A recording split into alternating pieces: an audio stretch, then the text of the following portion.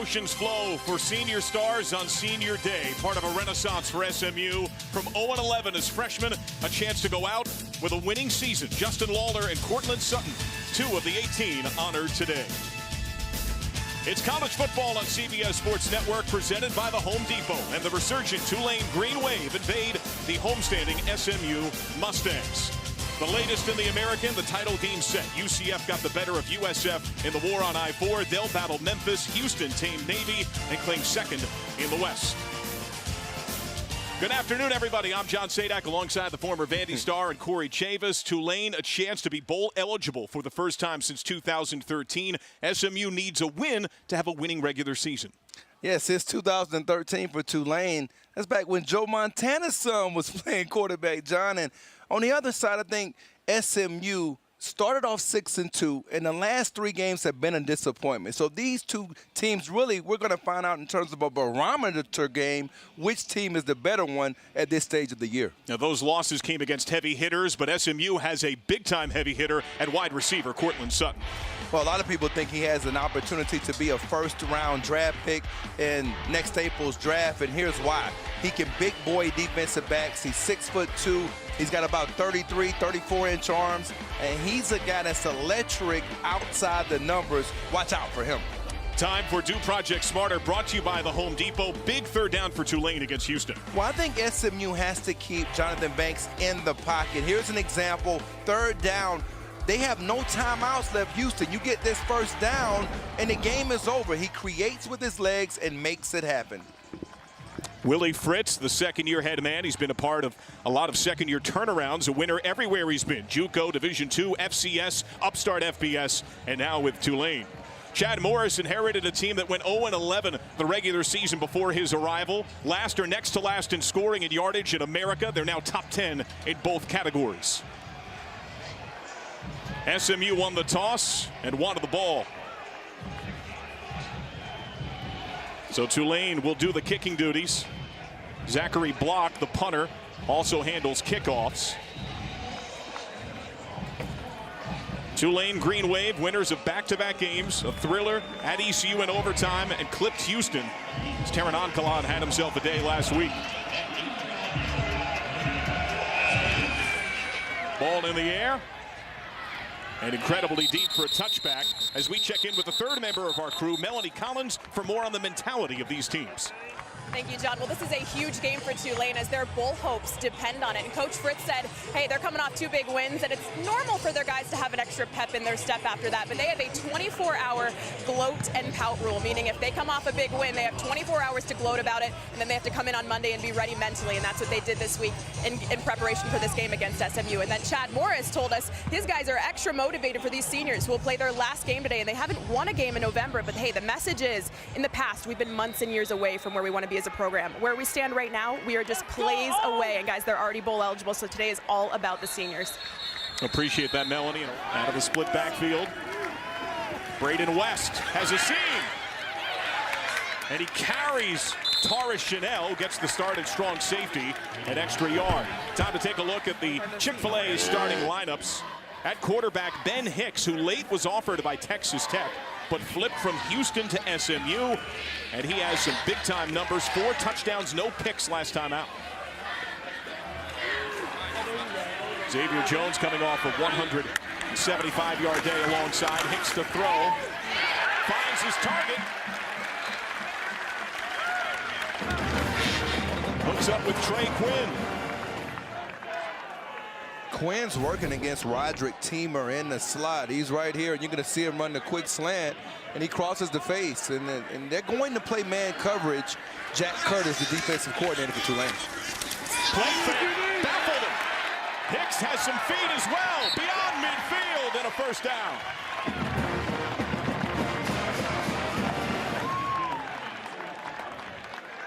$18 yards for Hicks. Well, it's a zone read, and he's reading off of the pressure element that we just talked about with defensive coordinator Jack Curtis. They're blitzing off of the edge. He reads it.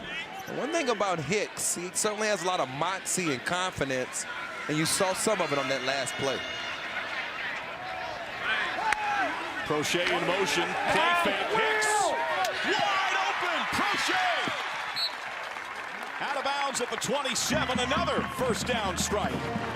Well, they're going to bring Prochet in motion. You're going to see him come in motion and then go up, and then they clear out with these other two guys. And it's a good read by Hicks.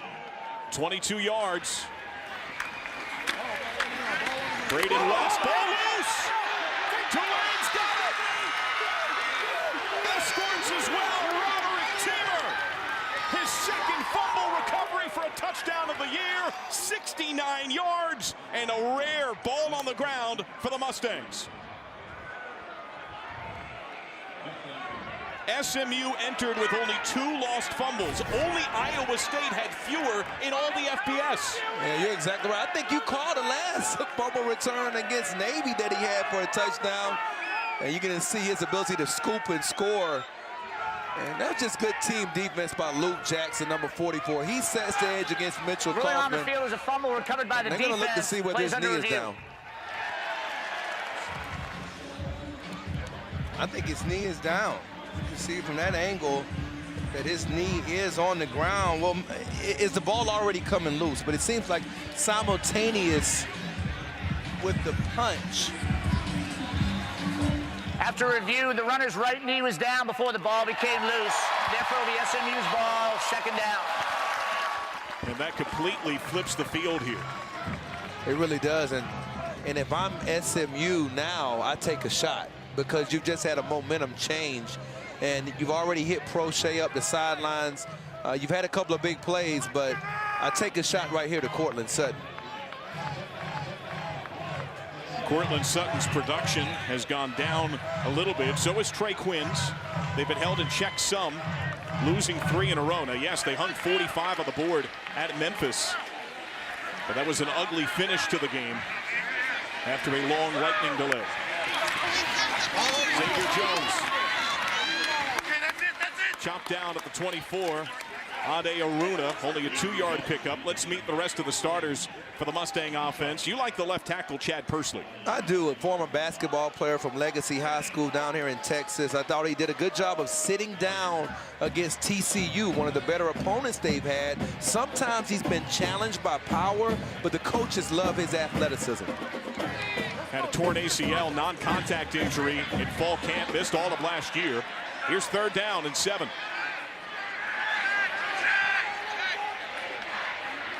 Hicks notices something up front.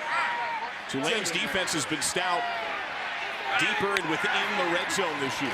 Just outside the red zone, 3rd down with pressure, leaping grab. Quinn gets a block in the angle. Leaps just shy. Jared Franklin was in the neighborhood. 20-yard gain for the nation's leader in catches. Well, they bring another pressure element with Zachary Harris, and now you're one-on-one with Jared Franklin, and I believe that's a mismatch for SMU. And again, we're going to see man coverage from this Tulane football team, and when you have that in the slot is where Quinn can make a difference. Kamen Freeman is in, high school quarterback, a bigger running back. Into his belly on the counter, has the edge, score! The sophomore claims the team lead, his 10th rushing touchdown, 3 yards out, 6-0 Mustangs on senior day.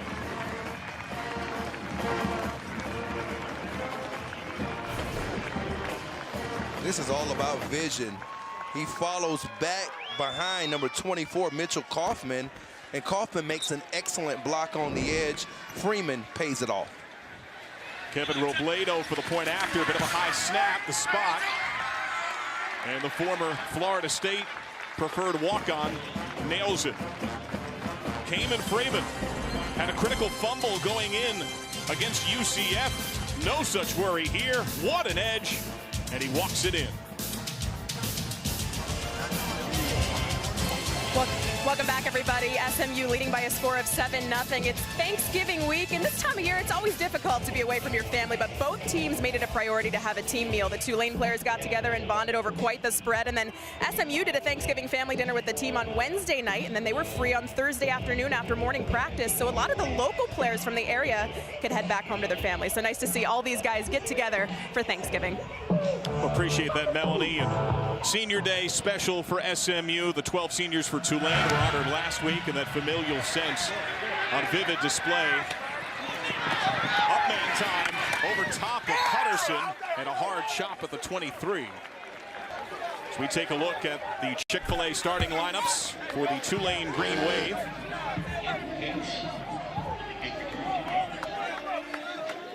The quarterback in that mass is Jonathan Banks, 6'2", 215, but he's surrounded by some bigger fellas. At one point considered SMU during one of his transfers a couple of years ago. Yeah, and I thought that may have been a good fit for him because of what he can bring to the table in the run game. We just saw Hicks peel off a pretty big run for the Mustangs. But this quarterback has gotten better as the year is going on, and SMU has a challenge to stop his legs today. Receiver motion. Inside run, and the gash closes on Dontrell Hilliard. He gets dragged down after a pickup of 5. Teron is probably their toughest football players. It's not often you hear a wide receiver being the toughest football player on your offense, but I like watching him just block. You could put a highlight reel the last 2 years of his blocks and enjoy it. Very physical wideout. Coming off a career day, nearly 200 receiving yards last week. The clap of the hands, play fake, lob it out. Charles Jones the second. He's got size and hands, and he's got a first down as he gains 7. Rodney Clemens helped him out of bounds. And they've gone to this play a little bit more because it's off of one of their base run plays, and Jones has gotten out and caught some passes. In fact, they ran that play a week ago against Houston. So it's a play that they're starting to use if you're overplaying their run game. Play fake again. Banks sticks it to Jacob Robertson Jr. Yanked down by Mikhail Onu. He gets about 6. We take a look at the defense for SMU and the big fella Pono Davis. Well, he's going to have to be a factor inside. He's played well. Defensive coordinator Van Malone has talked about just how efficient he's been, and it kind of goes under the radar because they have some stalwarts up front. He said he didn't know how big an impact he would have. Another play fake. Banks in the air. Tip ball. Incomplete. Active hands up front for the Mustangs. Anthony Roan back today. Missed Memphis after a concussion against Navy. Looks like that might have been Mason Gentry along with the guy you mentioned a minute ago, Davis. Watch them get their hands up. And this Gentry wearing got a club on that left hand. And he took him to the club. That was a pretty good bat down. Fractured it last week against Memphis per our own Melanie Collins. 3rd and 4. They're not great on 3rd down, but they go for it on 4th a lot. Another play fake, quick slant, and they get the hookup.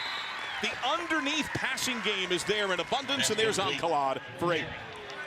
Well, in the 3rd and 4th range, you're going to get these double slants on both sides all day. And you're going to see them find the hole. It's basically man coverage with no help. And they're working the safety to the field side, Rodney Clemens with Ancalad. Again, I think that's an advantage for the Green Wave. Hard cadence, motion. Banks again. Wide open. The zigzag by Darnell Mooney. Mooney swings it out. And the block leads him in. Darnell Mooney to pay dirt, 52 yards. He's the smallest of their 3 primary wide receivers, but he's the man that OC Doug Roos said can take the top off the defense. Well, there's nobody in the middle of the field. And so you've got Cedric Lancaster out here one-on-one, and they're just going to the club again. We talked about the club on the hand of Gentry, where he's dancing all over the club with Lancaster and beats him to the zone. Very pass-heavy for the Green Wave to tie it up. Merrick Glover nails it. Tulane storms down the field. Mooney has exploded of late. 23 of his 29 grabs have come in the last 5+ games. That one for 52 yards and his 3rd score.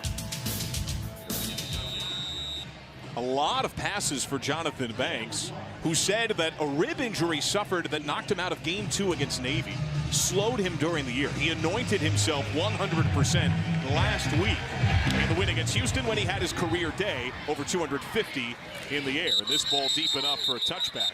No one more deserving than him. Split backfield, play fake, Hicks on the roll. He's got West underneath, goes a tag longer, and gets the first down, hooking up with Trey Quinn. Jared Franklin was there, make that Cortland Sutton. It's a pickup of 18. Well, they're just dragging him across the field, John, and look at the accuracy. You put it out in front, and he can get yards after the catch and use that big frame to make tacklers miss. Already knocking on the doorstep of midfield. Lots of two-back sets from SMU. Another play fake. Everything opening up. And that's going to earn in midfield. 7 yards as we take a look at the starters for Tulane, including Sean Wilson at nose. We talk about all of these pass plays that SMU likes to run, but Sean Wilson's going to have to be a factor against a rushing attack averaging nearly 5.1 yards per carry. And they have 24 touchdowns on the ground. Wilson, another unsung hero for the Green Wave. Now, Willie Fritz believes that he'll be an all-conference player one day. Trips loaded on the far side. Hicks against the grain. And he takes the horn for a first down. Tripped up by Ade Aruna, the 6'6", 270-pound D tackle. 10 yards for Hicks. Well, again, Hicks is doing a good job of reading through what's going on in terms of the up front. Who actually has the force position, fakes the toss, runs it up inside, getting more confident as a runner as the year has gone on. Hicks only averaging 1.5 yards per carry, 17 sacks, part of that. That was read beautifully. Immediate arrival by Sean Wilson, ball loose, but the whistle blared first as Xavier Jones' forward progress was thwarted. What a pop by Wilson. Unbelievable, and they're actually trying to use a different type of blocking scheme when trapping him. And so they've got number 75, Hayden Howard, trying to trap him. He says, you can't trap me. If anything, you're trapped. Second down and 14, 13. Howardson, a true freshman, low snap. Freeman latched onto it, ripped down by Aruna. Right on cue, he makes another play, soaring in the air. Only a few. And I think it comes down to his strength and his size. Talking about a player that's 6'6", 275 pounds. And you have a pretty good battle for who you want to see get off the bus first, either Aruna or Cortland Sutton for SMU.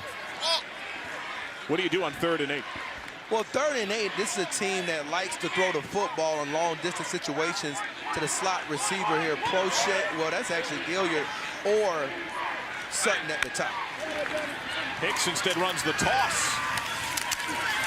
The hesitation by West. Teamer grapples on and makes a clean tackle. Only 1 yard.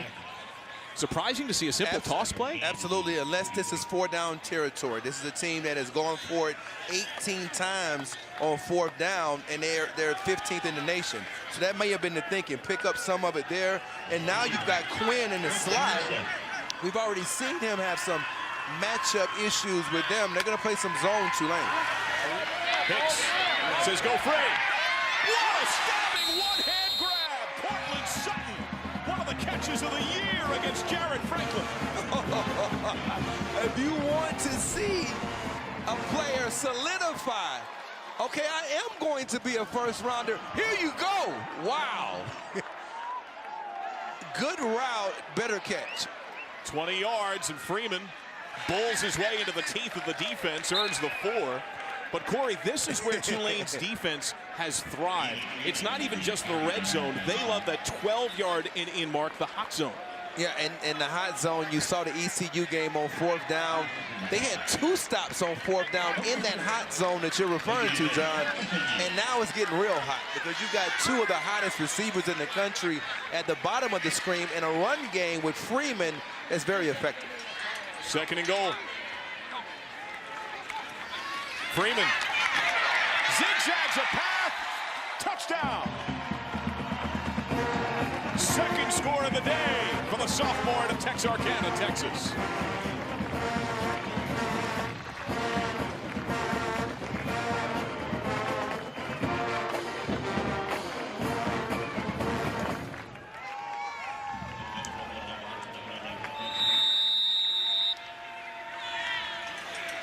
Point after. Off the upright, touchdown lead.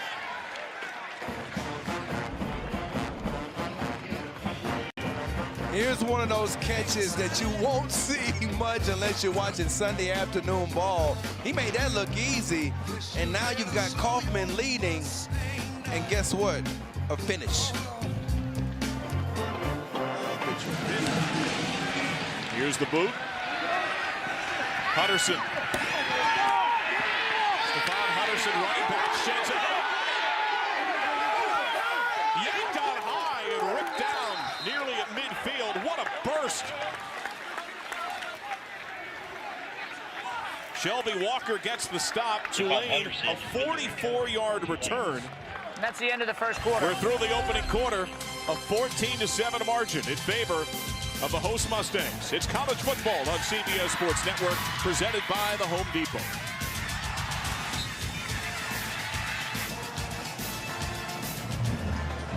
Welcome back, everybody. SMU leading Tulane by a score of 14-7. And there is a young man named Cameron Jones and his family in attendance at this game today. And Cameron had the opportunity to meet Coach Chad Morris and a number of the SMU players this summer while in the hospital at Children's Dallas. He was having skull surgery, and before his visit with the team took place, Cameron had been laying in his hospital bed without much energy, not speaking much. Well, these football players offered words of encouragement to Cameron that his mother, Crystal Norwood, says truly ignited a fire in him and completely turned his mood and demeanor around. She was so grateful for that, and he gave the team a pregame pep talk yesterday, and his favorite player is Anthony Roan.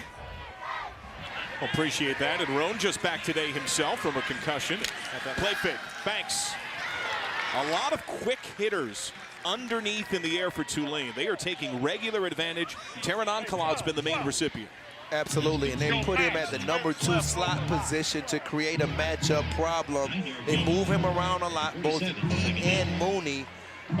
One guy we haven't seen today so far has been Jabril Cluis, another one of their receivers, but Roberts has been getting some time. Cluis on the right side. Sherman Beatty in at tail. Hilliard has been the bell cow running back-wise. Unique to see Beatty used here. Motion from Jones. Option. Banks can run. He just climbed a quarter of the field on 5 strides. That stride is similar. Was listening to you call a game a couple of weeks back against Navy, and I watched the quarterback run for nearly 300 yards. And Banks is another guy who can run the football. SMU has been struggling to stop quarterbacks who can run. Last week, Riley Ferguson from Memphis, he had 3 rushing touchdowns. 21 yards there for Banks. Trying to awaken a silent rush attack. They're finally back positive. Inside run sniffed out here. Nobody bid on that fake. Chris Biggers was in the pile along with Anthony Roan. I like Demrick Gary, too, number 10. He's a very physical player, looks the part. Now, he had a better year a season ago with 7.5 tackles for losses, but he still has been productive. He's rotated, and I think they need him to have a big game today. Had 2 sacks in their stunning upset of Houston last year for the Mustangs. Motion on 2nd and 8.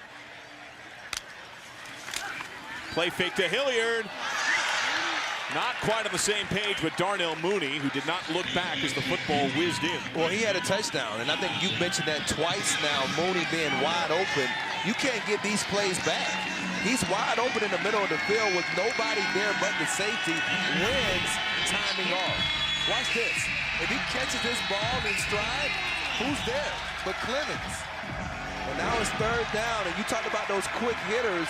You got to pay attention to Ancala in the slot. 3 down linemen. Probably 4 down territory for an aggressive Tulane team. And a major change with a play clock at 6.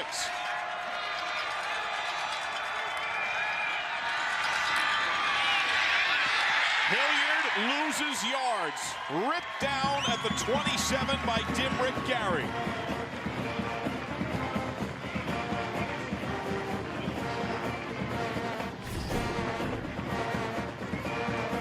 Gary's inside, and he can beat your offensive linemen if they're not on point. I think that time it was Dominique Briggs Jr. that he got across the face of with his initial quickness. And they're going to go for it just as you said, John, on 4th down. And You got to be alert for the quick hitting game now. Quick slants on this down when they're in this 2x2 set.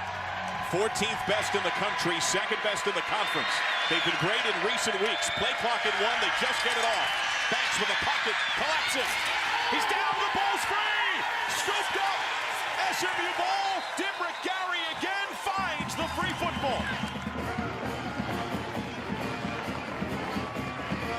It's a turnover on downs anyway, but it seems to give an even bigger emotional boost when the ball is not free from Banks. Well, I mean, Delonte Scott has had a very good start to this game. You can see Justin Lawler coming, but Kyron Mitchell, Delonte Scott, Lawler, who's always been on point.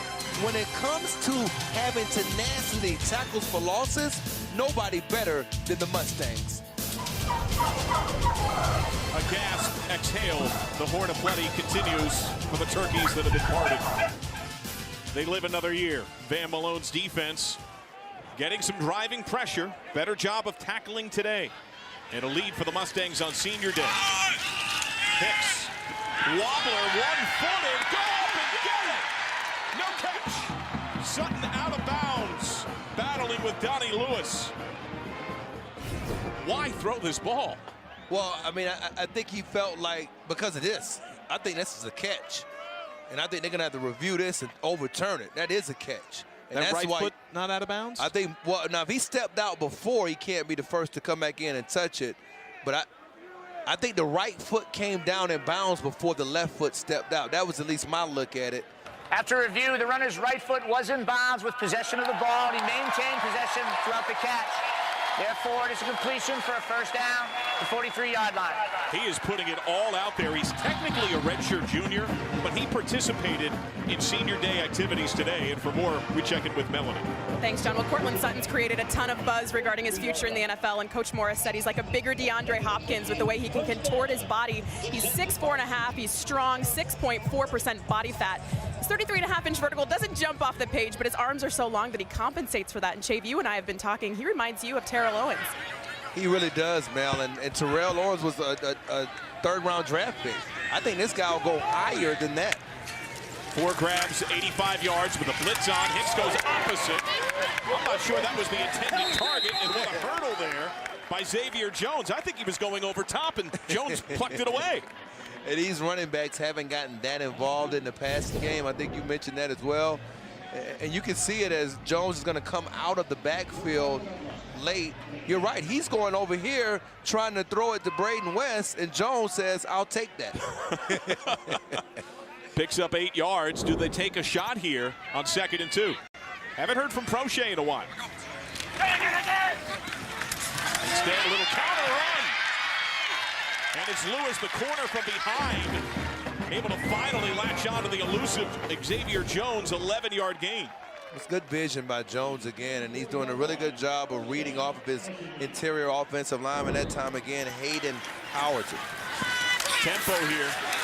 Jones denied right in the heart of the defensive front, only a yard.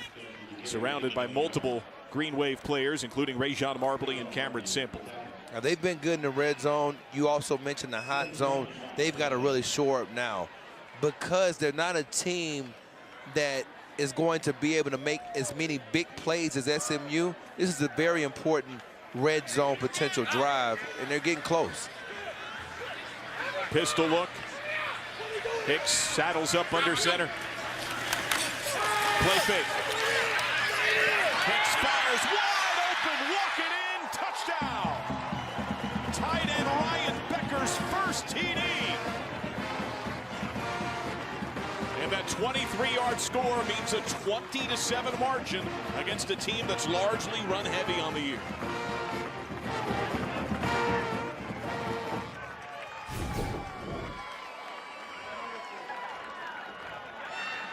Old tight end throwback. Cool when we'll take another look at it, but that was a really good play design by their offensive coordinator, Joe Craddock. Extra point, not pretty for Kevin Robledo. But the play call poetic by the 32-year-old OC on high. And the sophomore takes plumb advantage. He had 1 catch all year.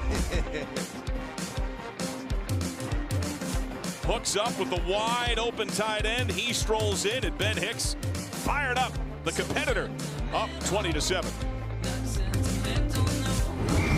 Let's check in with Larry's Roadshow, brought to you by Dr. Pepper. At a glance at SMU's Heritage Hall, opened in September of 2000, along with this stadium, Gerald J. Ford Stadium, a lasting monument to the great athletics history here at SMU.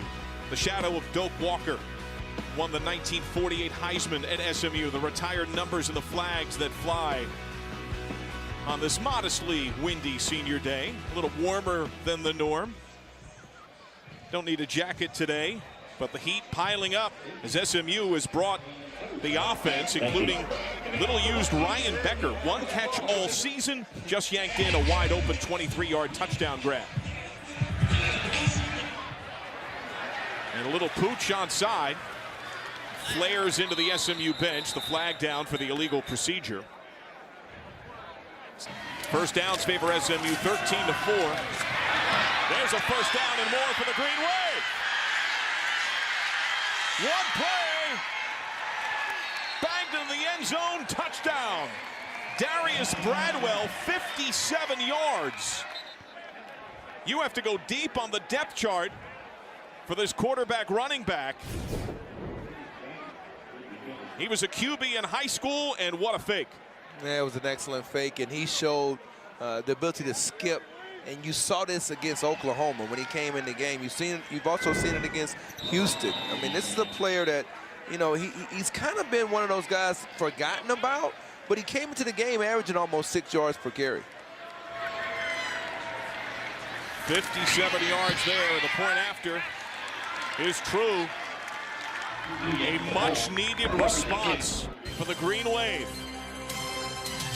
One play, a big score, and a one-score game once more in Dallas.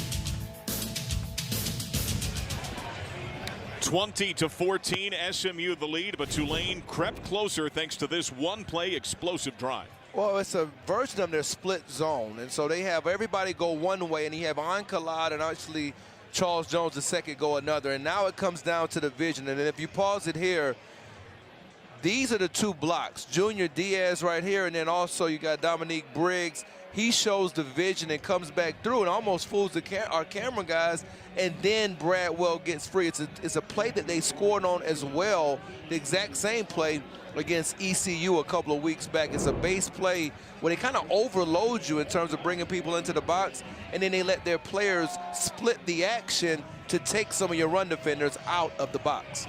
13 yards on the first 9 rushes, 57 on the last. The two scores, 57-yard run and a 52-yard bomb for Tulane. Here's Kevin Johnson. Slips through a few, but gets harnessed at the 23-yard line. Marvin Moody, the special teams stop. Ben Hicks on the 3 scoring drives for SMU is 10 for 10, 158 yards, and he's been dealing with pressure.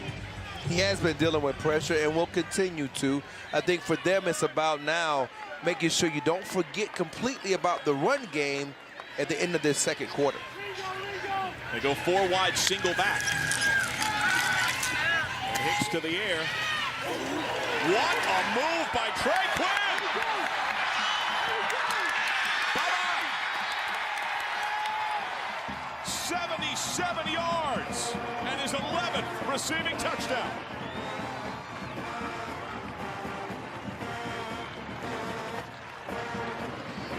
It is hard to find a receiving corps with 3 more dynamic stars than SMU.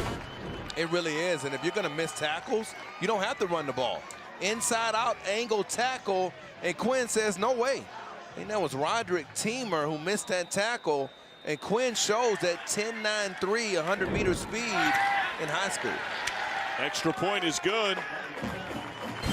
And a nice subtle job to shift the football, maintained that speed, and got it outside to protect it. Chad Morris, when he arrived, he inherited a program that was next to last in the FBS in yardage, dead last in scoring, 11 per game. The team had gone 0-11 on the regular season. And here, the 18 seniors that slogged through as freshmen that 0-11 campaign, top 10 in the country in scoring and yards, and a chance for a winning regular season record. Sherman Beatty Down near the logo. Blitz shown from the far side. Hard clap. Banks trying to get them to tip. The blitz comes. Banks, what a shot on the fake! Outstretched over Mikhail Onu. They had the blitz coming on that side. He kind of reads whether or not they close down a little bit too flat. I think you'll see they're going to close down a little bit too flat off the edge. And he says, you know what? If you're going to close that fast, Christian Davis, I'll take it. And then I think Onu makes an excellent tackle recovering for Davis. But yeah. I think there's a good pace to this drive, though, for Tulane. Second down and medium, which Willie Fritz said his offense considers a win. Ankalaad, he's been quiet for a while. Bradwell pounds to the 43. Anthony Roan slips him up there. Pickup of about 4. So here's third down and short. Now you wonder, John, is this 2 or 4 down territory for Tulane? If you run it again and you don't get it, would you go for it near midfield with as much productivity as their offense has had against your defense? That's the question. And you've been keeping an eye on the safeties for SMU and how they've been playing them. Absolutely. Inside run. Solid job of contact, just short. This could depend upon the spot. He appears to be about half a yard shy. Pono Davis and Delonte Scott arrived. Yeah, along with those safeties you just mentioned, they came up in the run support. And now for a team that's been so good on 4th down, 14th in the nation, here we go again. And if you don't get this 4th down, you change it, the entire complexion of the game. They're 0 for 1 when they went for it on 4th and 10. Pressure shown. Banks looks to the sideline.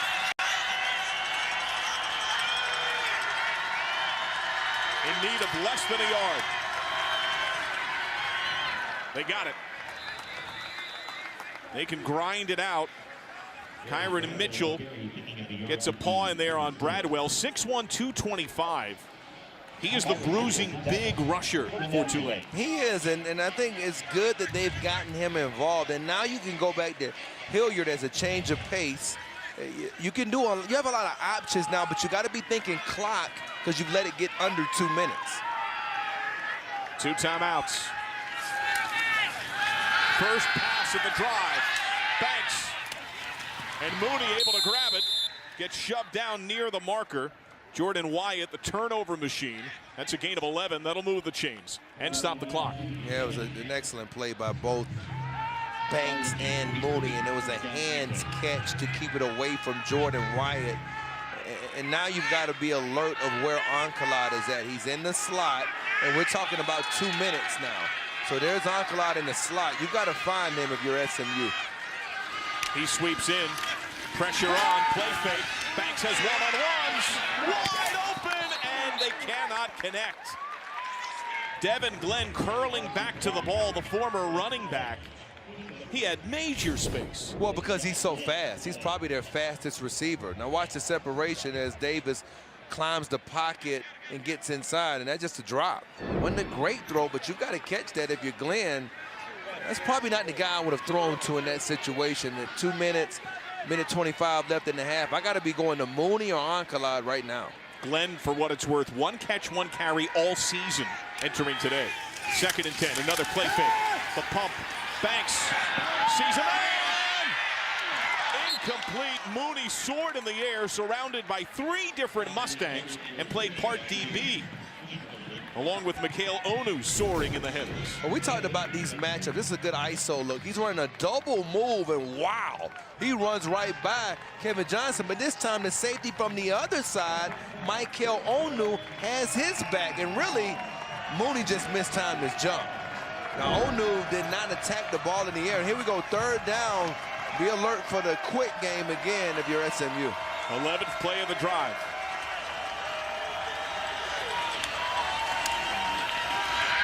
Banks floats it out. Ankalaad shoots it upfield. Ankalaad! Shoved out of bounds inside of the 10 by Onu. Well, you got to know when they get in those formations, they're going with the quick passing game. And here we go, quick out, throw the ball, and now you've got to make a tackle. There's those safeties again. Clemens misses the tackle, and then you've got Davis also missing the tackle. And that's been the problem with this defense, giving up 487 yards per game, has been tackling.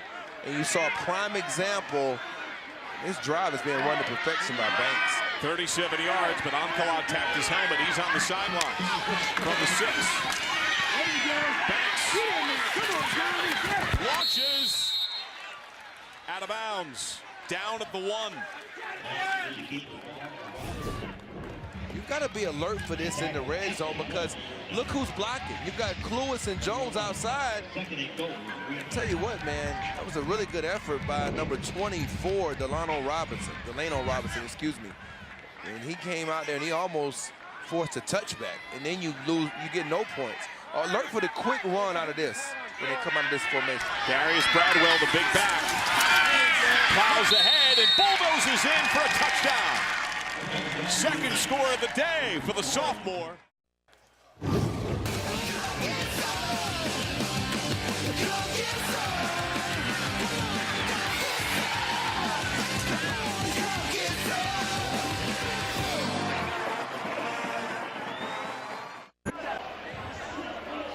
Oh, to be back in those days, rolling down a hill can satiate your entire day. Halftime here in Dallas Senior Day for SMU. Tulane needs a victory to be bowl eligible. John Sadak, Corey Chavis, our outstanding CBS Sports Network crew, including Melody Collins. What resonates for you from the first? Well, I just feel like the creativity of both offensive coordinators and also the chess piece that you're trying to use if you're offensive coordinator Joe Craddock for SMU has been pretty remarkable because you've got both Trey Quinn and Cortland Sutton. And they've been having big battles with corners on the day. First half stats brought to you by Polaris Ranger. Lots of yards per completion. At first, Josh Williams to handle the kickoff. He was loosening when SMU had visions of field goal right before halftime. SMU won the coin toss and wanted the ball, so Tulane has it to begin the second. And Sherman Beatty lets it bound as we check in with Melanie for more on what the head coaches had to say. Well, John, Coach Morris said they'll continue to get the ball to their receivers in the second half, but with the pressure that Tulane is bringing, he wants to see his run game get going more in the second. Obviously, special teams clearly a concern for him as well. And then Coach Fritz said they've been trying to mix things up in the run game a bit, and that's why we haven't seen a ton of Hilliard. They're stacking the box, which has allowed the pass game to open up. I asked him if we might see them move into some zone coverage in the second half. He said probably not, so keep an eye on those corner wide receiver matchups. We appreciate that, Melanie. Hilliard, 4 carries, -2 yards in the first half. Young man who entered 94 yards shy of 3,000 on his career.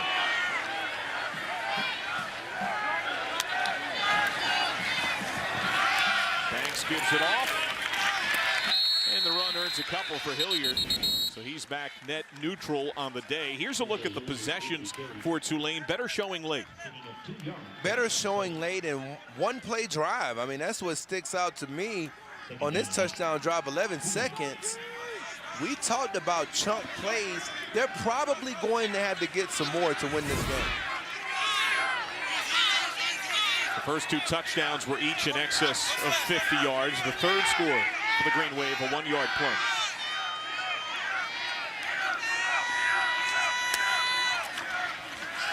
Banks into the flat for Ankalaad. He's made plays there all day. What a stiff arm. And the yards after that contact to the 42 for 15. And you mentioned the stiff arm. If not for this effort late, I think it's by Lancaster, he might score.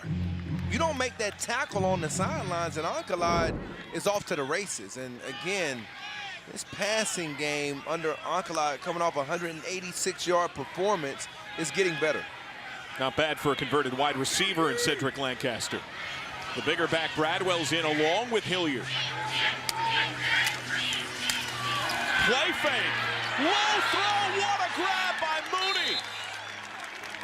And he nearly ran out of the ankle grab by Kevin Johnson. 20 yards. This is so hard to do. Watch how he's running full speed and to make a catch like that, full speed. And if not for the tackle by Johnson, you're going to keep running. And Mooney is really impressed throughout the season. We talk a lot about Quinn and Sutton. We got to talk about Mooney and Ankalaad too. They have emerged as Banks has gotten healthier.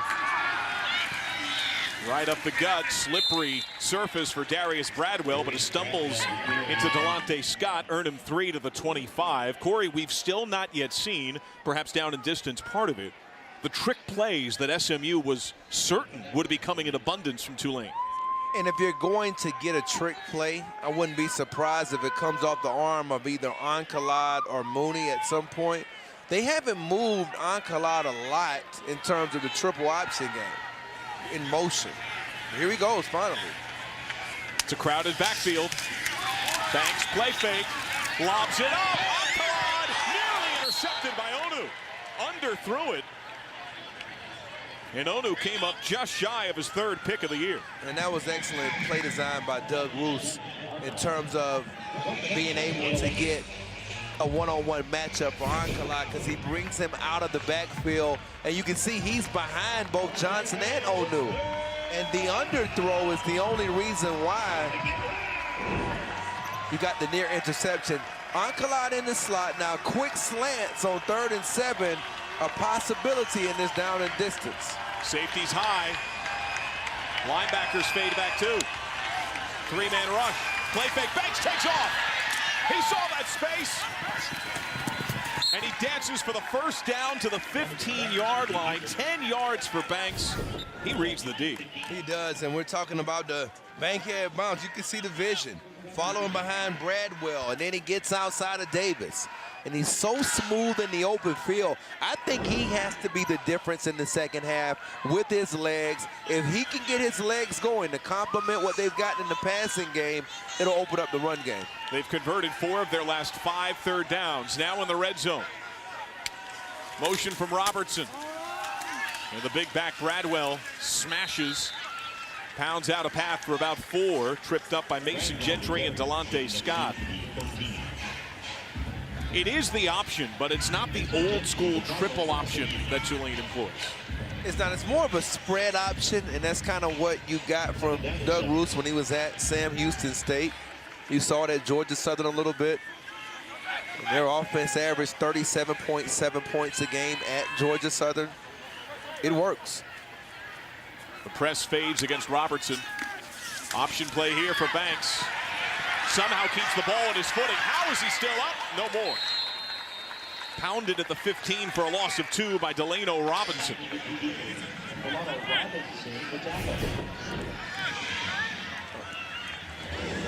See him getting outside, and there was an excellent effort early by Justin Lawler. That forces him to cut it back. 3rd down. Hilliard's in the game. When is he going to become a factor? Got Ankalaad in the slot. 3 down linemen. They only rush those 3. Banks, one-on-1. Go up and get it. Darnell Mooney, touchdown. He one-arm chicken winged that into his chest plate over top of Christian Davis. 15 yards and a tie, point after pending. Well, this is a simple slant and go, and it's a double move route. You saw the pump fake by Banks, and then that was an absolute dunk. You want a slam dunk? I'm going to take this off. We're going to Duncan. Man, that was some unbelievable catch by Mooney. The judges all flashed 10 in the dunk contest.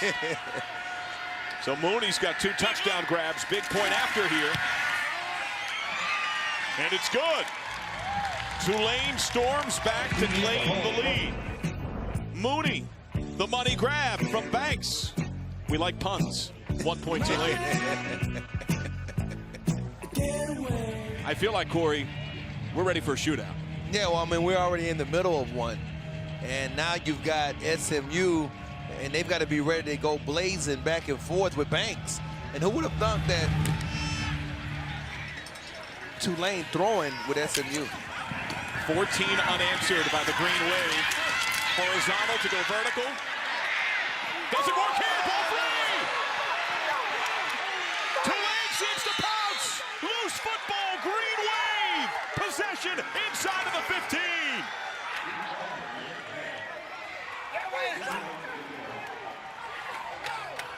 Braden West, running back, who remember had the fumble earlier in the game that was overruled on replay, is the return man here. and put it on the deck as Luke Jackson got the recovery. But it's a guy that's been making plays on special teams all year, Larry Bryant. He made plays against Cincinnati. He had, you know, basically with North Cobb High School, but this is what he's been doing most of the year on special teams. And who would have thought that it would come up now at the time you need it most, Bryant with the play. 3 turnovers for SMU. This is an SMU team, plus 12 in turnover margin entering the day. 6th best in the country. They'd only lost 10 turnovers all year, 3 today. Bang it outside, that's easy. Touchdown, Dontrell Hilliard, his 12th of the year from 14 yards out.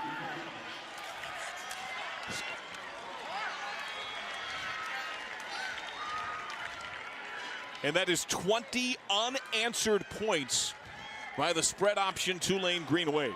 And that's why it was so important to get a score near the end of the half. Because now you come out in the second half, you score on your opening drive, and then you come back with that response on special teams to set up Hilliard. Merrick Glover nails the point after. Entering the day, SMU had lost 2 fumbles all year. Only Matt Campbell's Iowa State Cyclones had fewer. On the deck for a second time, and this one stands, paid off with a touchdown by Hilliard.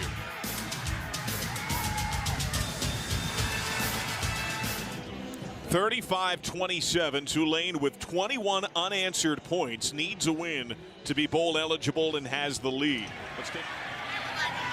And a deep boot, this time a touchback. Braden West has been absent. They've gone more to single back here with Xavier Jones.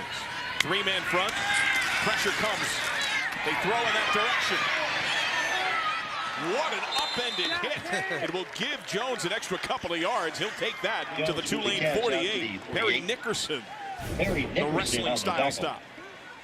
And people talk about the lack of size for Nickerson. I don't think it matters because he's got heart. That was an excellent form tackle, keeping his head up, wrapping with his arms. We kind of dipped his head a little bit late, but it was still a good tackle on the perimeter. And you've got to be able to do that as a corner. Into the flat, little bobble settled, and what a tackle. Outstanding job in space by Jared Franklin, a loss of 2 on the swing in the flat. And it was set up by the blitz inside by Marbley. He blitzes inside, forces the hot throw. Franklin comes up. So they're in concert, setting up this third down. You wonder whether or not they're going to bring some pressure. They're bringing in Patrick Johnson, the freshman, number 34, and they may still bring some form of pressure on this down. Aruna almost offsides again. We haven't seen a lot of the big 3 making consistent impact for SMU. But when they have made plays, they've been significant. Only a 3-man rush. They cover. What a jump on Prochet by Donnie Lewis, but he will have the first down. And visions perhaps of trying to pick it off. Well, that was your opportunity because he tried to use a disguise to fool Hicks. And he's up in a press man look, and then he bails out. And they throw the out route, and he's got a safety over the top. But at the end of the day, Hicks is keeping this SMU drive alive. They get 6. Freeman in the split backfield. They'll go to Jones. Freeman leads the way. Great low block. Raymond Epps aids as well. And they pound to the 39. Jared Franklin the stop. 5-yard pickup. Damon Freeman to the backfield. Has a couple of touchdown runs. 2nd and 5. Press by the corners. Play fake. Hicks stumbling. Bit of a low toss, a cup grab that is good for the first down, according to Sutton. Donnie Lewis in coverage. They're not really stretching the field, though, in the same way. No, they aren't, and I think that's because these corners are now challenging on the outside once again. That was Lewis in pretty good coverage. Sutton won at the break point. Bunch trips. Might they break out here? Instead of the run with Freeman. Earns the 30, a gain of 4. Arunda was part of the pile there. Here's the matchup. This has been a fantastic feast today, corners against wide receivers. It has, and I mean, I don't think it's always about for the corners do you have an interception. Sometimes you can have good coverage, and then on the other side, some of these stats below can be misleading because Quinn got 77 of his yards against a safety. They change things up. 10th play of the drive. 32-year-old Joe Craddock, the OC, calls the plays. Hicks trying to get Tulane to jump. They will not. Freeman, wallop, and he spins out of it. The second hit there by Zachary Harris swings him down after he picks up a yard. What a first lick, though. Well, they were bringing a blitz off the corner, and so everybody stunts down inside. And essentially, you're going to see an opportunity for, I believe that was Quinlan Carroll to make the play. And he misses the tackle, but you've got Harris cleaning up along with Donnie Lewis. So Jack Curtis continuing to mix up his looks. Helmet came off there, so he does as well. 3 down linemen here, 3rd down.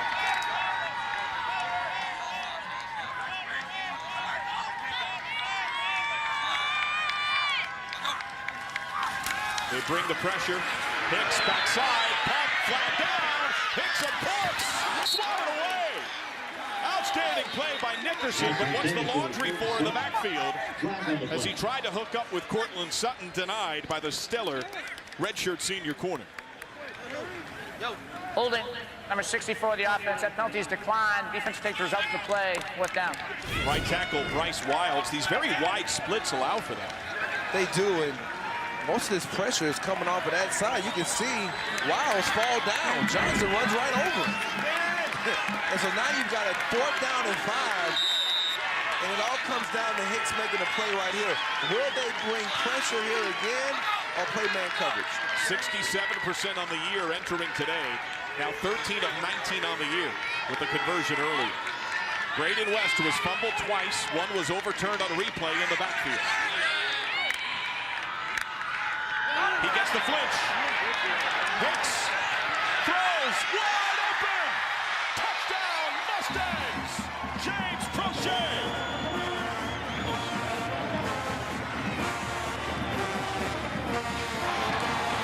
Offside. Number 34 in the defense. That penalty is declined. The result of the play is a touchdown.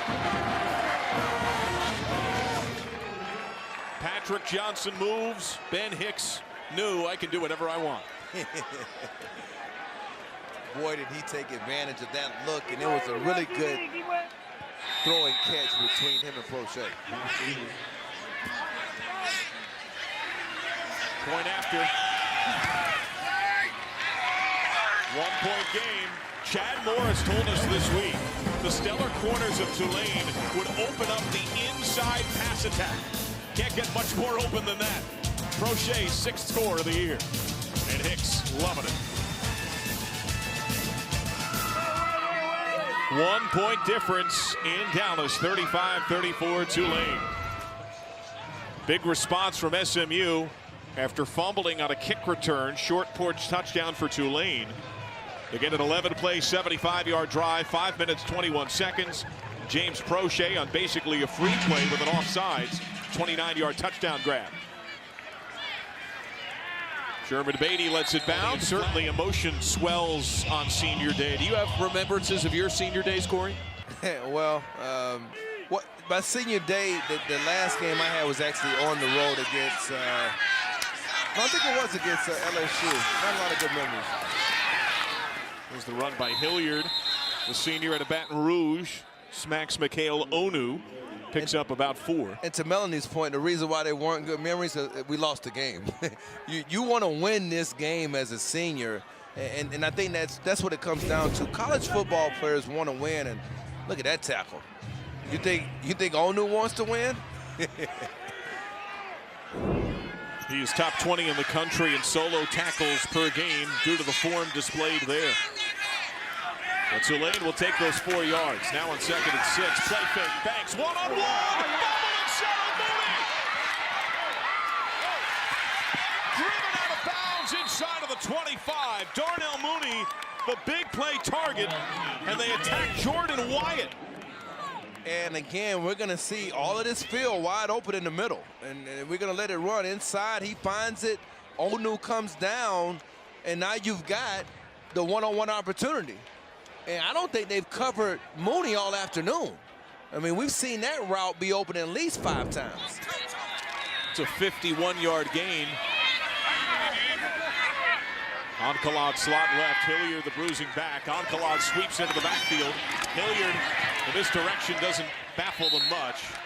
Does get a yard to the 8. Justin Lawler, who's been around the football to make plays, but hasn't been quite as impactful as you would have thought so far. Because they're trying to play the run. And so when you're playing that inside zone run, they're faking off of that. Lawler has inside run responsibilities. He can't just let his hair go loose and go after the quarterback. And I think that's one of the things that Doug Roos has understood as offensive coordinator, how to attack this defensive scheme. I think that might have been a ball joke at me. All touchdowns in the red zone. Banks off the hands of Mooney. He has made so many spectacular grabs today. Can still feel the burn even with the glove. Christian Davis in coverage. Once again, nobody in the middle of the field. And you're leaving these corners one-on-one with no safety help.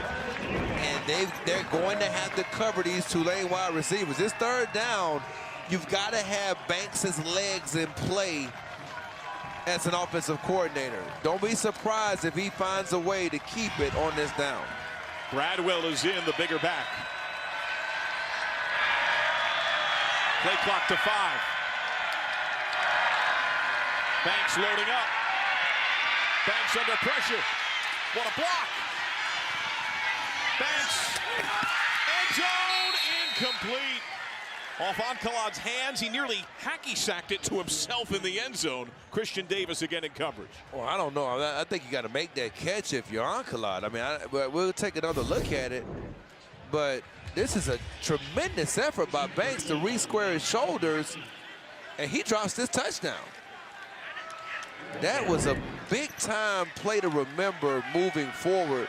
The effort by Banks, miraculous, and Onkalad cannot hang on as he falls down. A reluctant field goal attempt, 25 yards out. Merrick Glover, 7 of 8 on the year. The walk-on. Hits it. And it gives them a 4-point buffer. 38-34. Tulane settles for 3. Tulane has to settle for a field goal. Had first down and goal from the 9. Could not punch it in. The chip shot 25 yards out by Merrick Glover. Tulane 38. SMU 34. Jonathan Banks getting tended to by the athletic training staff. The Tulane program won 4 conference games in its first 3 years as a member of the American Athletic Conference. A win today, not only is Tulane bowl eligible for the first time since 2013, they would get their 4th conference win of this season. They would match their first 3 years combined. That's what Willie Fritz can do, turning around programs. He's done it at multiple stops at multiple levels. They want SMU to return to this one. Put it on the ground earlier. Not the case here for Kevin Johnson. Epps shifts to the right side. Freeman to the backfield. Sutton motions. Hicks blocks left side. Has to check it down. Hicks fleeing. Wisely eventually throws it away. That ultra competitor in him would not allow him to release it as we go downstairs to Melanie.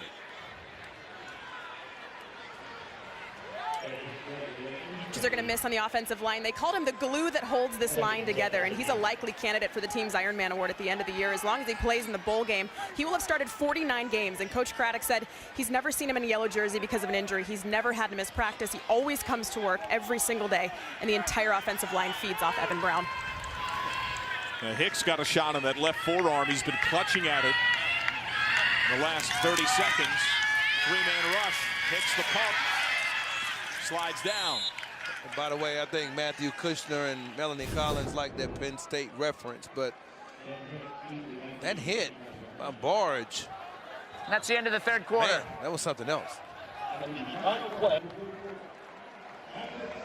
So we are through 3 quarters of play. A 38-34 Tulane lead. Hicks a little banged up. He'll gut it out. College football presented by the Home Depot. We have had so many thrillers in the American Athletic Conference this year, and how fired up are those 12 seniors plus for Tulane on the precipice of bowl eligibility. Temple has a 2-9 Tulsa team. The Owls can become bowl eligible. Tulane trying to become bowl eligible by besting a 6-win SMU squad. Third down at 14. Hicks has a pick on 3rd and 15 earlier in the game, one of his 2. He doesn't need to panic right now. He needs to just take what the defense gives him. Pressure comes. Hicks slings it. Tumbling grab. Made clean for a first by Cortland Sutton. Well, this is what they call a spin-dig combination. You get Prochet spinning out and him running the square in, and they get the matchup with Chanel at the top of the screen, and that's going to be a mismatch, and that's why they actually spin and switch the receiver's responsibilities to get the receiver against the safety. So from midfield, Damon Freeman, big head of steam, pummels to the 43 to pick up 7. And is this where the Mustang run attack can emerge and allow that over-the-top pass game that's been largely nullified in the last 2+ quarters? It has. I think you make a good point about the run game getting something going. That sets up your play-action pass. Freeman spins off the first hit, pirouettes for a first to the 39. Gains 4. Rajon Marbley part of the pair to smack him there, along with Quinlan Carroll. So 1st and 10, relative ease on these first couple of plays for the Mustangs.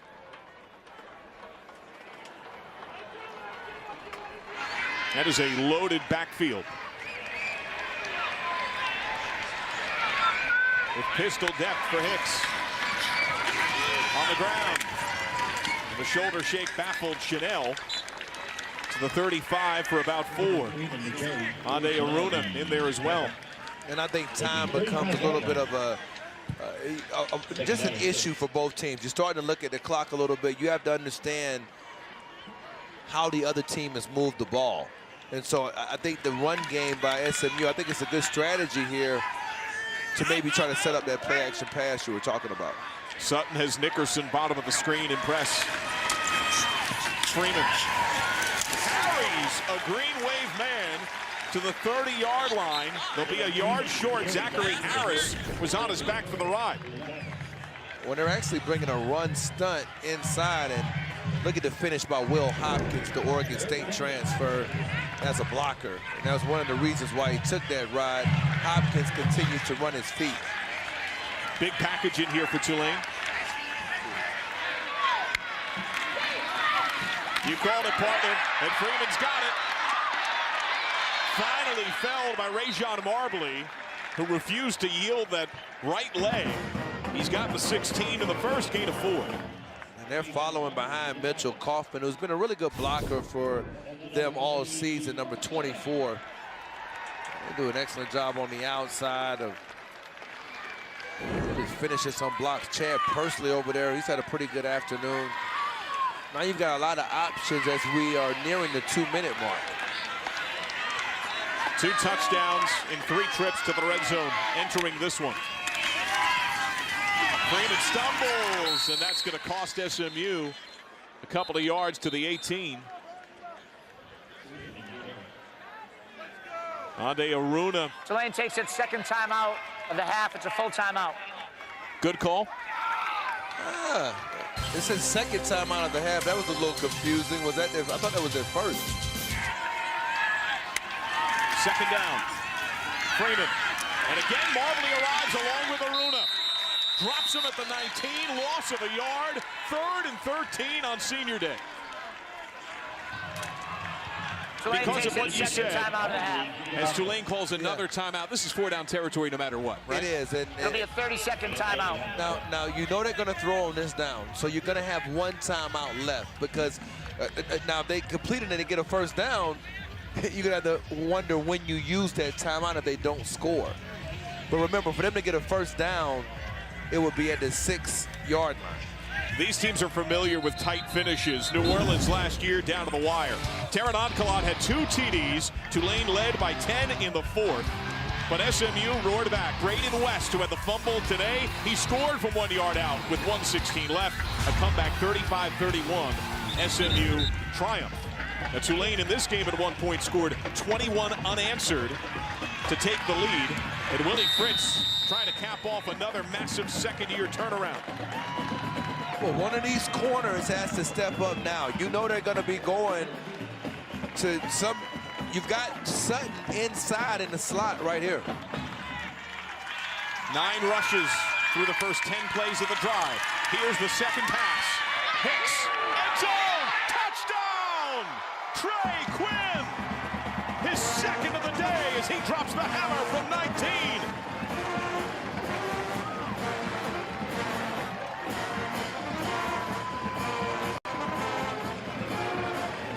And they went all the way back to a play from UConn early in the season. It's a post, corner post, and he threads a double team. And that was Lewis who they moved to match up on him, and it still didn't work. Critical point after from Josh Williams. Not automatic, but it's good. And it's a field goal difference.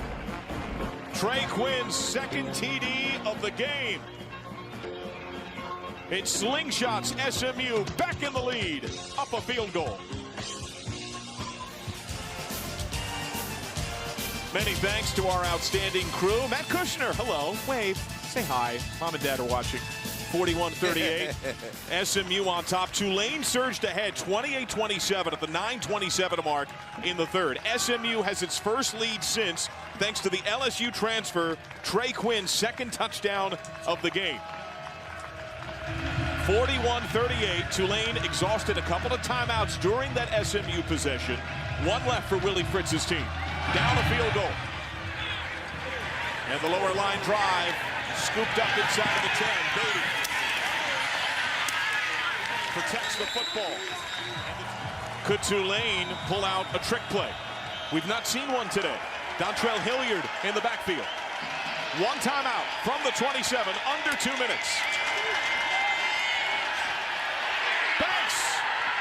Throws it to nobody, sideline out of bounds. The SMU sideline going nuts, believing intentional grounding. It may be. There is no foul for grounding on the play. The quarterback was outside of the tackle box, and the ball went beyond the line of scrimmage. Well, let's see. This is the tackle box. Let's see if he gets outside of it barely. He gets right outside of that right tackle, John LeGlue, and they got away with one on that one, I believe. SMU has brought sensational pressure against Banks, stifling Tulane the last couple of possessions. On second down, Ankalaad wisely gets out of bounds with aid from Jordan Wyatt. And you got 1:46 left, so if you're Banks, don't be afraid to run the football. You got time to run it. You got to be thinking, pick up the first down. He has to quit floating backwards in the pocket versus pressure. He has to go forward, John, if they're going to win this game. Third down and 2. It's something that Willie Fritz spoke about in the infancy of the season, praising Banks for his ability to run and throw, but said they need him to climb the pocket. And a first down run. That'll stop the clock. Elijah McQueen part of the contact on Hilliard. And I think that the range of this kicker, and I talked with Melanie about it before the game, I think his range is very questionable, Merrick Glover. Bit of a low snap. Banks on the pump. Slips through the hit. Banks. What effort! And depending upon the spot, he might have the first down here. This is a critical spot. Will it stop the clock? Yes. They're going to move the chains. Well, Mason Gentry the stop. That was unbelievable. I mean, you're talking about a magician in the pocket. Delonte Scott, no chance at me. And then I'm going to take the hit.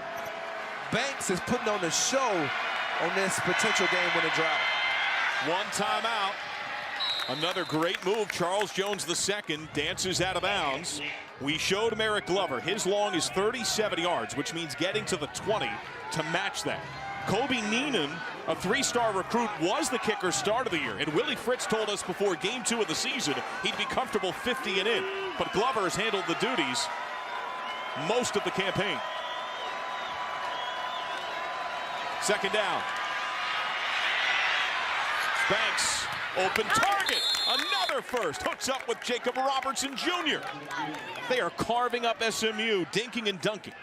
And the sidelines, you can feel their energy as Banks continues to make a play. They remember the Army game where he came all the way down the field and on the final drive won the game with a touchdown run. Eerily similar so far this drive. 1st and 15, 54 seconds, one timeout. Banks lobs it. Go up and get it. Darnell Mooney has been left prone all day, and their smallest receiver keeps on taking wallop contact, writhes on the ground as he held on. Elijah McQueen smashed him. What a play by Jonathan Banks. And Mooney rises to the occasion right along with him before getting injured, but that was just absolutely spectacular. Now, you've got Lawler coming off the edge. He feels that. Now he rolls to his right. You don't want to throw back across your body. Some kind of way he finds it in front of McQueen. Jordan Wyatt is down as well. Looks like he might have gotten his leg caught up, but and they're in field goal range, by the way, for Glover now, but I'm thinking touchdown of your offensive coordinator, Doug Ruth. And Willie Fritz seems to much prefer to earn it with his offense and not the kicking game. 46 seconds, that feels abundant with a timeout. And prime position, but can they shield the ball? A Tulane team that rarely gives it away. Only 10 lost on the year entering the day. Banks. Up for Akkad. 1st and goal. All the way to the 5. Elijah McQueen again in coverage, 18 yards. They keep attacking the freshman safety. And they're attacking the middle of the field. And now if you're SMU, be alert for Banks' legs at all times. And the quarterback draw is in effect. Bit of a low snap. Banks, end zone, incomplete. Flag down. Mooney got hammered as the ball arrived. Christian Davis was there. Pass interference, number 29 of the defense. Does the foul curl the ends, and the ball will be placed at the 2-yard line. First down. Justin Guy Robinson, freshman corner. We just talked about him coming into the game. You needed to attack him, and that's exactly what Banks does. I thought it was a bad call on Guy Robinson, but if you're Banks, you're playing like a veteran. You're finding the matchup when Wyatt goes out of the game. And again, you got to be alert for the zone read right now in Banks. 1st and goal. Banks. End zone. Complete. Wide open. Darnell Mooney and Banks off target. He can't believe it. You don't want to waste downs at this point and think you're going to get another shot. I know Mooney can't believe that. This is an excellent play design. It's a reverse pivot route, and you couldn't have drawn it up any better of your offensive coordinator, Doug Ruth, and you know that that was the bowl game off his fingertips. Green Wave entered at 5-6, seeking bowl eligibility for the first time since 2013. Jones motions. Banks on the corner. Turn it up. And he's down. Banks denied at the 2. Clock rolls at 13. Now it freezes. Final timeout will be called. Tulane takes its final timeout of the half. It's full timeout. So what's reasonable here? Now it's 3rd and goal, but no timeouts. Well, you can't think like he was thinking on that play. He knew he had the timeout in his back pocket so he could run. You can't run now. You get tackled now, the game is over. So you're going to have to, if you run it, you're going to have to dive for the pylon. I think the big play that's always worked for them has been the quick slants. And that's something they've gone to, and they've done it out of a twin formation, 2 receivers to each side. We'll see if they want to spread them out, and potentially also spreading them out could open up the run game. If you do want to take a chance running it, maybe you surprise them with Hilliard. 3rd and goal. And I think you got to spread it out. I don't know if you want to take the risk of running it and getting tackled. I think you got to try to spread this out to your right side. If you're going to do a zone read, it's going to have to come with Banks running over to the left side. But otherwise, spread out to your right. Banks, end zone, incomplete, flag down. 9 seconds, looking for Charles Jones II. Rodney Clemens was in coverage, and it will be interference against SMU. Pass interference, number 8 of the defense. Ball will be placed half the distance to the goal, automatic first down. So it goes on Rodney Clemens. Yes, you get the first down, but time is slim. It is, and I think now you got to be thinking about, okay, we want to have a preserved 2 more passes, at least 2 more shots. You don't want to waste time scrambling if you're Banks right here. You got to get the ball out quickly so you can preserve yourself another down. Field goal game, but Tulane wants to win it now. Jones motions. Banks turns it up. Banks! Down! Short! He is down a half-yard shy. Kyron Mitchell. Time rolling. Zeros arrive. Fireworks explode, and on senior day, SMU hangs on. 41-38, snapping a 3-game skid. Our officials are now ordering both teams off the field, declaring this might not be over.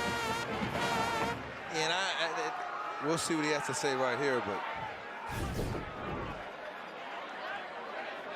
got to take a look to see if he's in. I think that might be a touchdown. I think they're going to have to take another look at it. Let's see where his right knee comes down at. Remember, he only has to break the plane to the white. Yeah, no, it's a touchdown. I think that's a touchdown. I think they got to go back and review this. And if they review it upstairs, I think that's a touchdown. In Tulane, that's a touchdown. And Tulane is seeing it on the big board. That is a touchdown. And they have their hands collectively in the air, screaming touchdown. And that's a bowl game for Willie Fritz and this Tulane Green Wave. And you can see the change of emotion. And we talked about Banks running the football down there. We just didn't think he would. If you're going to go for it at this point with no timeouts, you got to dive for it. And he did that. He runs over Kyron Mitchell for, I believe, the game-winning touchdown, John. A game literally of inches. Agony and ecstasy hang in the balance for both sidelines. Did Tulane just plunge ahead? Or was he short? And did SMU snap a 3-game skid? Here's the call. Michael Roche. The game. After review, the ruling on the field stands. That'll be the end of the game. A call that will be held in grand dispute by Tulane fans forevermore, but celebrated by SMU. The Mustangs hold on by a hair on their chinny chin chin. It goes to replay. Banks short by an eyelash. And SMU has a 7th victory in a winning regular season.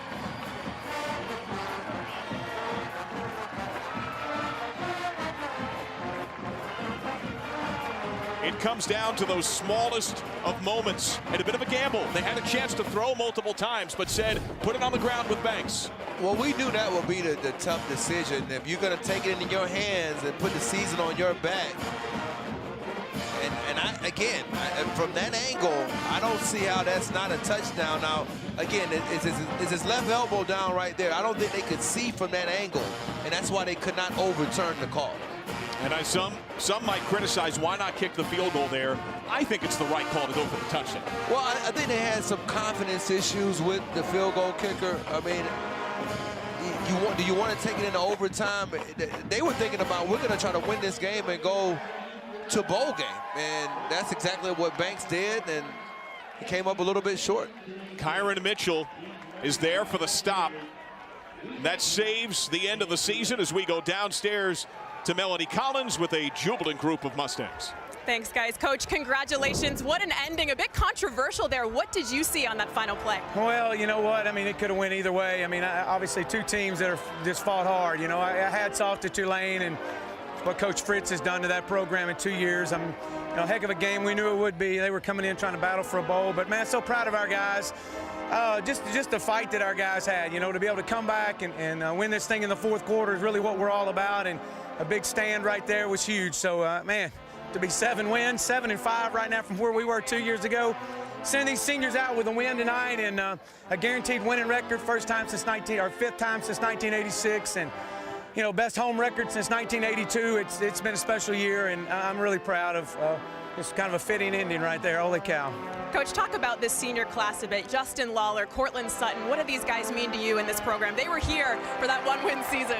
Yeah, you know what? It's just the fight that these guys have. I mean, with so many who just would have chosen to give up, and get out of it. You know, the hard work ahead was just so special to see these guys be able to turn this program around and get to a bowl like they have, and I'm just so proud of them. It's a great day. Thanks so much, Coach. How will you celebrate this win with your team? I don't know. I mean, we're gonna dance and have a good time, but I'm just so proud of these guys and the fight they have. Appreciate the time, Coach. Enjoy it with your players. Thank you. We thank you so much, and I'm not sure they have the legs to be able to dance. Cortland Sutton, an emotional embrace, likely NFL bound. That'll wrap things up for Corey Chavis, Melanie Collins, and our talented CBS crew. I'm John Sadak. This has been a presentation of CBS Sports Network, the 24-hour home of CBS Sports. Now to Fresno, Rich Waltz, Jay Feely, Jenny Dell. It's